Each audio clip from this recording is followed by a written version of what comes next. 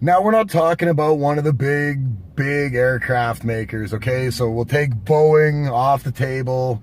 We'll take Airbus off the table. We're not going to worry about that. And it's Canadian, so we're going to cover it. But Bombardier's been having a tough time for a long time. They were in a cash crunch. It was crunch time. And Bombardier doesn't just make planes. They're not just doing this single aisle C series plane. They do all sorts of stuff in rail. They make rail cars, all that kind of stuff. But they were in a cash crunch. This stock was under pressure. This company was under pressure. This plane was not looking good. They've got this deal that went through with Delta that that you've got Boeing saying that Delta bought a lot of these planes. I mean, significantly cheaper than what Bombardier was even making these planes for, just so they could get some stuff sold and get some revenue coming back in. They delivered 4 planes this quarter. This is the first quarter in 2 years Bombardier's turned a profit. So if their earnings on Friday, which people think the earnings are all right, they're up 6-7% since Friday's earnings in the morning. And their earnings weren't bad, but I mean, it's a stock that trades at a low price. We're in the $3 range for this stock, but it's a company that in Canada at one point in time was looked at as being a company that was on the kind of the precipice of becoming a bigger international player. And they have been to an extent in the rail department, a little bit with these series now. They're starting to touch a few of the bigger demographics. Delta's going to get a lot of these planes at some point in time, 180 or something like that. So it's a big number. But they delivered 4 this quarter.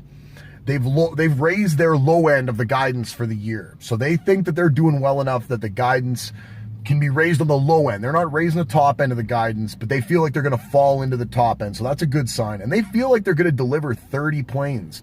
30 of these single aisle C series by the end of the year. So they figure it's going to double every quarter, go up to 8, I would imagine, next quarter, and another 10, something like that in the following quarter, 8 in the following quarter again. They're going to get to 30, they said. So I guess it would even go even further than that, 12 in the next quarter, 14. But it's going to go there, they say. So we'll see. Bombardier's in the process of a big long turnaround. There's been a lot of good signs, but nothing that's making it stand out like all of a sudden we're going to have somebody that's really competing, where I thought personally they were going to be 5 or 6 years ago at this point in time. That never ended up happening. But Bombardier is definitely turning the right corner. First profit in 2 years and a quarter. Delivered some of these planes finally. It's probably nice to get some of those out of the actual production assembly process and get them delivered to some people and see what these C-Series can do. And they've got a lot more buys than holds for anybody, or buys than holds or sells for anybody that's looking at what the analysts are doing.